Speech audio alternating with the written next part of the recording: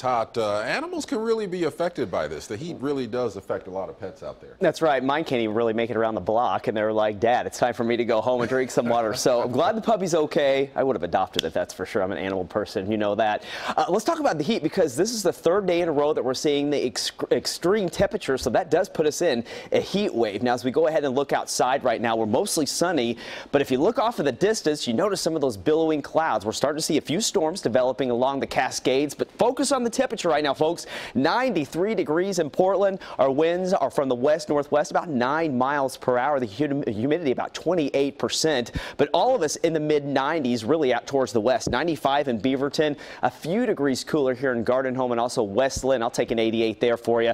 93 in Vancouver and 92 in Gresham, but as we look out towards the Dalles, in the triple digits, 103 degrees. Salem, you're at 93, but if you look out towards the coast, some nice refreshing air, some clouds out in that direction. 66 degrees in Tillamook, and check out Newport, 59 degrees. Huge difference compared to the eastern parts of the state. Now, as we go ahead and look at the almanac, I'll tell you how we really set up. Normal temperatures right should be about 81 degrees. The old record was set back in 1941 at 101, so that shows you how well above average we are. Lows should be right around 58 degrees. So here's the planner for the rest of the day. About 89 degrees by 7 p.m. For tonight, will stay mostly clear. Still very warm, though, 76 by 11 o'clock. Now, tomorrow morning, some of us in the southern parts of the valley might even get an isolated thunderstorm as we start to see some moisture increasing in the direction. Tomorrow's going to be another hot, muggy day. Once again, 90 degrees, but notice I'm going to keep that isolated storm chance in the forecast. Well, for tonight, we are talking about the supermoon coming. You can also view it at the OMSI Star Party at the LL Stubbs Stewart State Park, also the Rooster Rock State Park. And the sunset this evening will be at 8:52, so this could be a gorgeous night to see that moon, as it's going to stay mostly clear. As we go ahead and look at the temperatures around the United States, notice how hot we are in the desert southwest. That building ridge of high pressure moving all the way towards the north. Boise right now at 99. Check out Seattle at 88, and Minneapolis right now at 75 degrees. So the trend for the beginning of the week will be, we're going to see this high pressure system really moving in, and that's going to continue to see the heat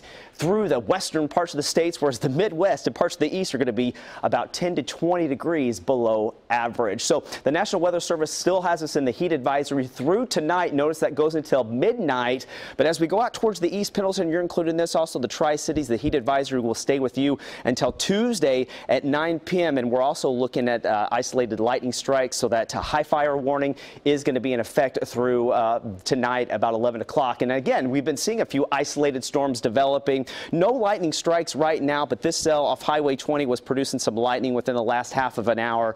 And as we go ahead and look at the big picture here, notice this little spin. This is an area of low pressure. It's pulling in the moisture from the south and the west, and as that advances toward the north, we're going to see our chances. Now, models are not really trying to pick it up too well, but we'll pass through tonight. Again, storms will die down after sunset. Tomorrow morning, here's 5 o'clock.